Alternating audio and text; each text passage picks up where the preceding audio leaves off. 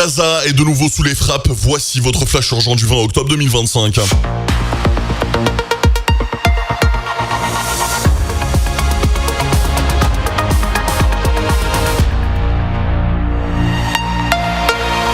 De nouvelles frappes israéliennes ont visé plusieurs zones de la bande de Gaza malgré le cessez-le-feu entré en vigueur le 10 octobre.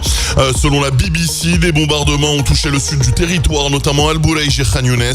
L'armée israélienne accuse le Hamas d'avoir violé la trêve, ce que le mouvement palestinien dément, dénonçant une propagande israélienne.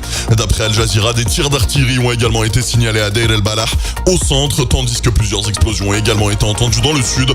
L'armée israélienne affirme de son côté avoir tué plusieurs Palestiniens à Choujaïa dans le nord, après ce qu'elle présente comme une tentative de franchissement de la ligne jaune.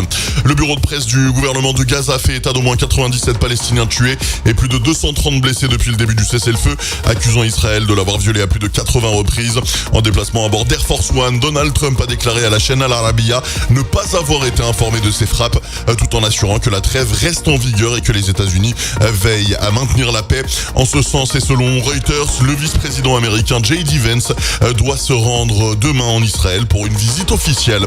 Toujours dans la région, Al Jazeera rapporte que des tirs israéliens ont visé la localité libanaise de Kfar Shouba, près de la frontière, sans faire de victimes.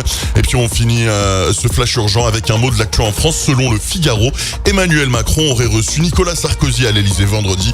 Pour rappel, l'ancien président a été condamné à 5 ans d'emprisonnement ferme dans l'affaire du financement libyen de sa campagne présidentielle de 2007. Il sera incarcéré ce mardi à la maison d'arrêt de la Santé à Paris. C'était votre flash urgent, pensez à vous abonner.